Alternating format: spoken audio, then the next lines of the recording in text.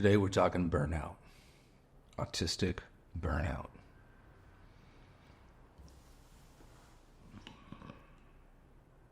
Do you ever feel like your brain is on fire? Fire and electric shocks and just all around pain. It feels like you need to dump a bucket of cold water on it or stick your face in a freezer. Maybe your body jolts from minor sounds. The scrape of a chair leg on the floor, a car horn in the distance. Perhaps you feel nauseous from being slightly overheated or someone asking you a simple question that might generally be fine. Do you feel tired all the time? Like literally all of the time. And what about the constant feeling of being overwhelmed every single day? Drop a fork on the floor and you just might lose it. This is how I've been experiencing the world every day for the last 2.5 years. But why? What the heck is going on with my brain? Well, I'm in the middle of autistic burnout, and this is one of the least studied and most misunderstood parts of autism, based on my own experiences and research I've done on the topic.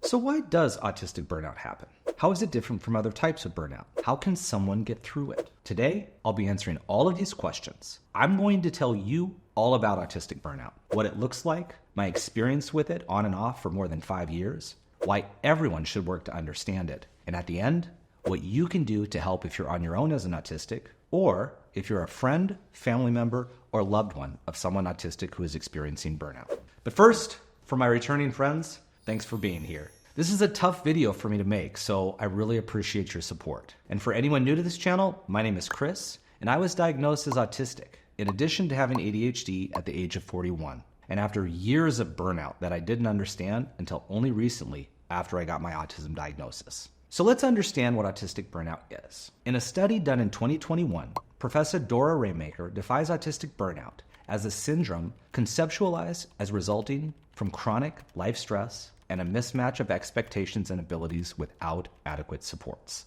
It is characterized by pervasive long-term exhaustion, typically 3 months or longer, loss of function, and reduced tolerance to stimulus.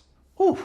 Let's break that definition of autistic burnout down, and I'll also share some examples from my own experiences. Chronic exhaustion.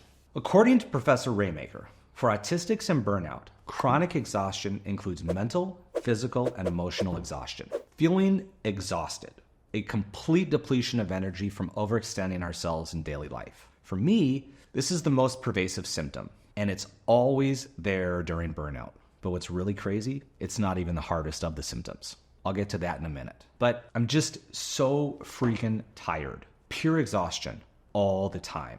It feels a lot like slogging through a heavy fog while being deep underwater with an 8,000-ton cannonball strapped to your back and one to your neck. This is probably why a lot of doctors might get confused with depression symptoms, but it is so much more than that. I already have difficulties with falling asleep and staying asleep, but even when I sleep more than 12, 14, 16 hours a day, I am still so exhausted. And it doesn't go away or get better even with sleep. But if I don't sleep well,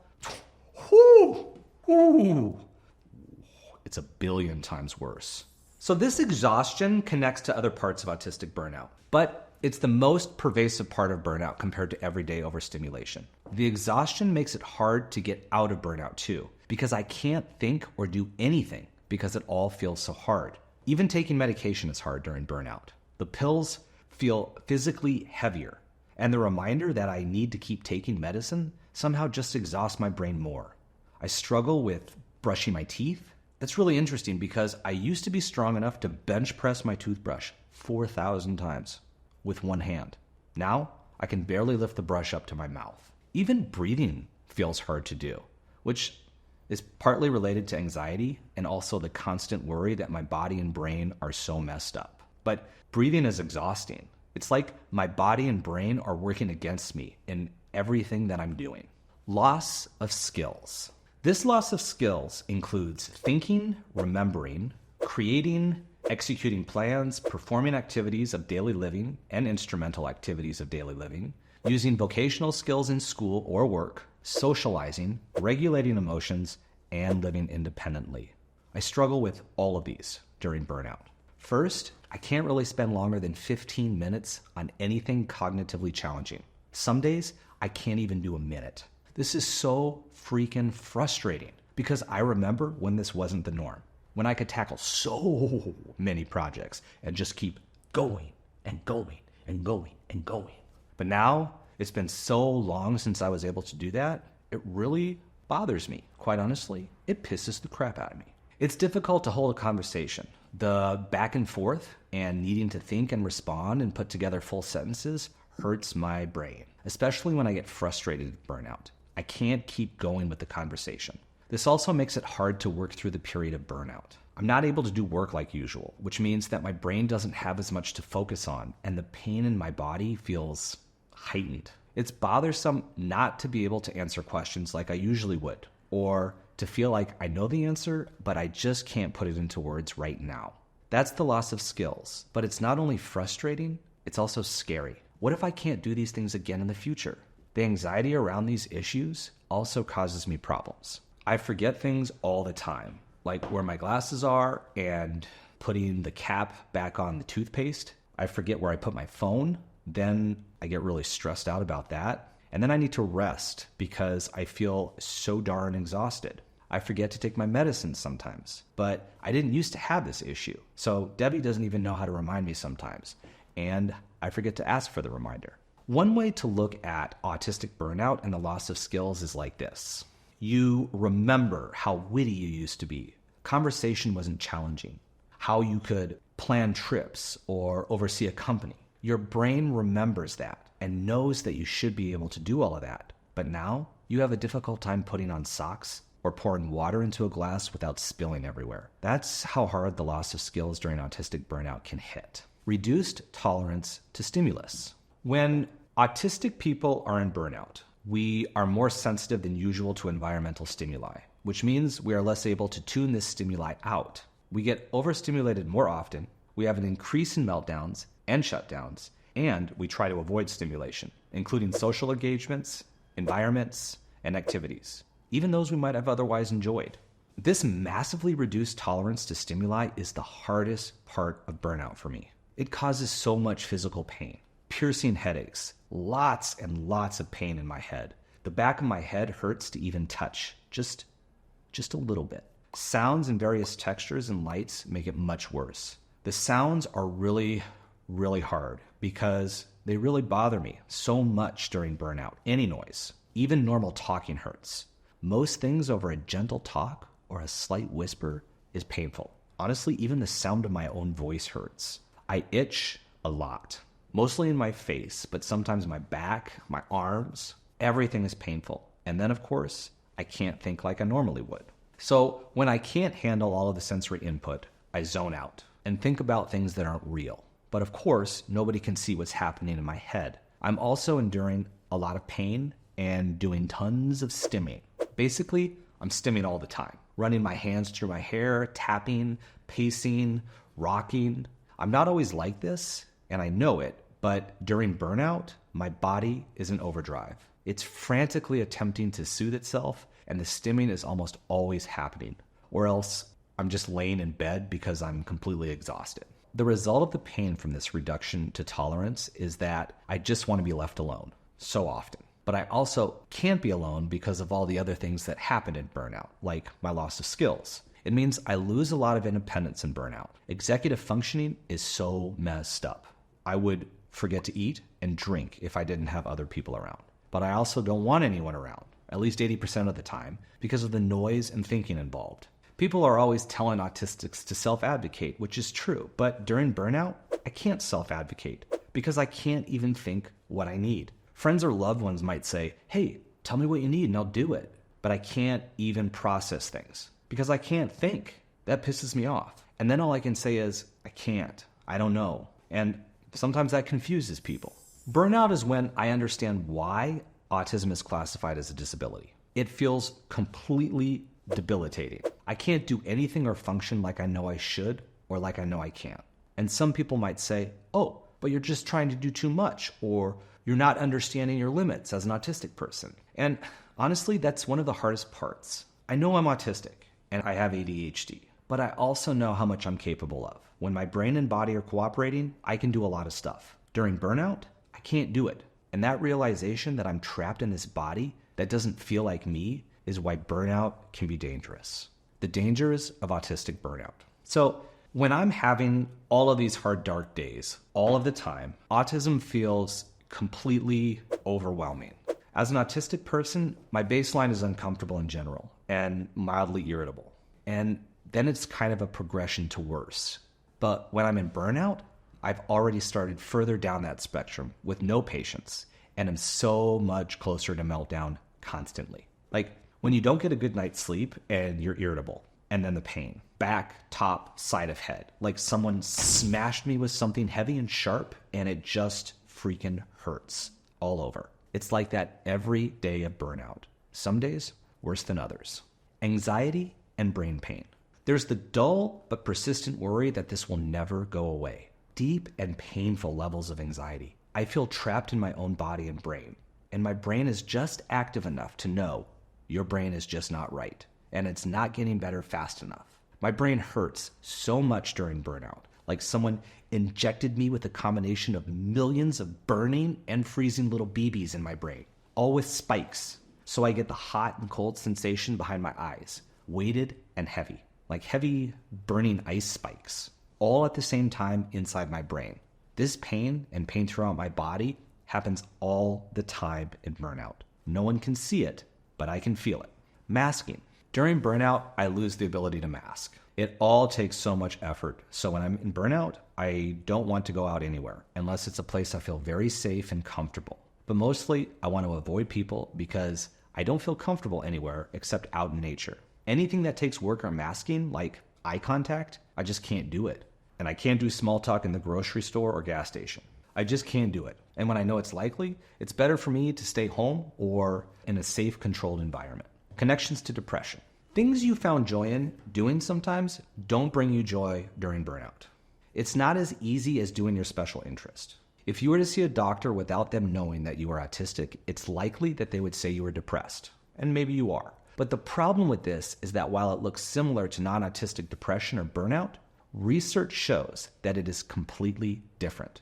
Traditional suggestions for helping with depression like exercise, eating well, sleeping more, doing things you enjoy, or the worst suggestion for an autistic, spending more time out with friends and family socializing. These suggestions just won't work for you if you're autistic.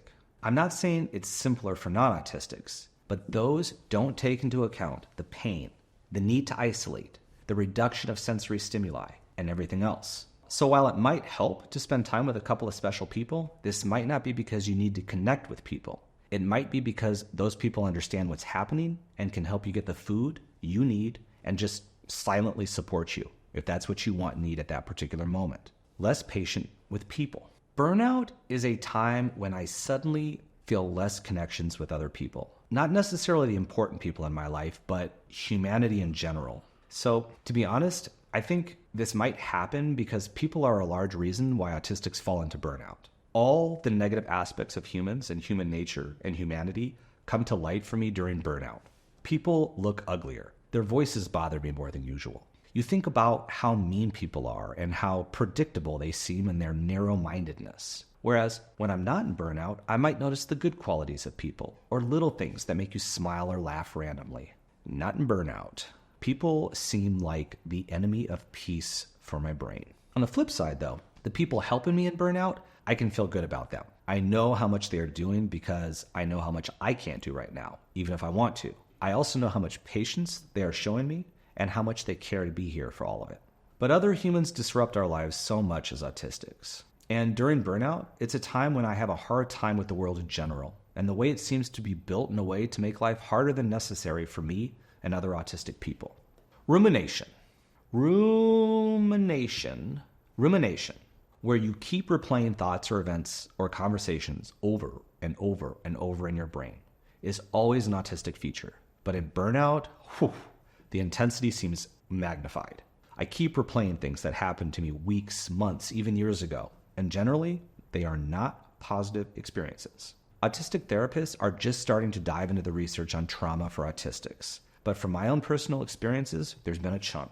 During these periods of burnout, these memories that I thought I had already dealt with, they all just seem to come up and just put me into an even greater hole. It makes me feel angry or scared, so I push people away who might have been involved, even if they didn't realize it. So for example, there were times I've mentioned before when I felt like I needed to go to an event or meeting with Debbie. She didn't really force me to go, but I felt responsible for joining. And this was all long before I got my autism diagnosis.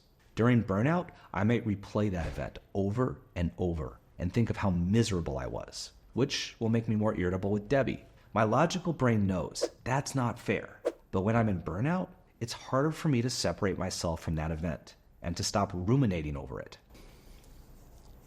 The dangers of burnout include great isolation from friends, family, and the world in general for the autistic person, which can cause future harm, but also lead to really, really dark thoughts during burnout. Left untreated, this part of burnout is unbearable and can lead to suicidal thoughts. I'm not sure how much of it is connected to depression, but there's a feeling of just wanting to be free of the feeling of being trapped within your own body. There's also a huge likelihood that autistic people in burnout will not take care of themselves, especially with food, water, hygiene, exercise, routines, or things like that connect to executive functioning. It's highly likely these issues will impact professional work. So an autistic might lose their job or have to keep calling in sick because they just can't do it. As someone who has both worked in different jobs and also employed a neurodivergent team, I understand both sides. It's not easy. But the person who it is the hardest for is the autistic person, who is teetering on the edge of survival every horrible day of burnout. The really tricky part is that during burnout, there will be some stages where you can still function. You might venture out, and then it deteriorates quickly, and it sends you into this horrible tailspin. So how can you help? How to help? So what can you do about this? Well, before burnout, if you're autistic, you have to become an expert observer of yourself. You need to know your triggers. You need to practice noticing before meltdowns what you struggle with. What sensory stimuli is the hardest? Work on this before burnout happens, but also notice when you suddenly seem to struggle more with everything, because this could be the precursor to burnout. During burnout, eat what you want. Eat what you want to eat. Like for me, nachos. Stay away from people and stimulus, especially loud noises and difficult interactions. Find quiet places. I think nature is the absolute best if you can get there. Sounds of nature are soothing, like water flowing, birds chirping, wind through the trees. And the more often you can spend in nature, the faster you will recover. Another thing is wear comfortable clothes. Wear clothes that won't bother your brain or require much thought to pick out. It's like having your very own pajama party all day, every day. Embrace whatever feels soothing. If it relaxes you or makes you feel better, do it. It's really important to be patient with yourself. Understand that if you're autistic, it's highly likely you have or will experience burnout. But if you already know that, when it happens, it might be easier to be kind and patient with yourself. You can practice telling yourself that you're just struggling in your brain, and then try the things I already mentioned. Basically, allow your autistic brain to dictate what it needs, while also keeping routines wherever possible. Things like getting up, getting dressed, and brushing your teeth. Keep these basic routines, even when they feel overwhelming, because a bit of structure and reminders to yourself can help you get through this tough time. Because that's the truth. You can and will get through it. So I hope this helped you better understand autistic burnout. What questions do you still have? Drop them in the comments. I plan to make more content about this subject in the future. Also, if you've experienced autistic burnout or know someone who has, share your thoughts, comments, and observations below. I'd especially love to hear what helped you most during those hard times. For anyone here who's going through burnout right now, just know that you're not alone and you can get through it. The feelings aren't permanent, but when you are in burnout, it really sucks. I know, but we'll get through it together. Thanks for watching. I want to give a quick shout out to user NNNNCCC for recommending kombucha and sauerkraut. I will drink the kombucha and I will eat the sauerkraut. But what I will not do is drink sauerkraut flavored kombucha.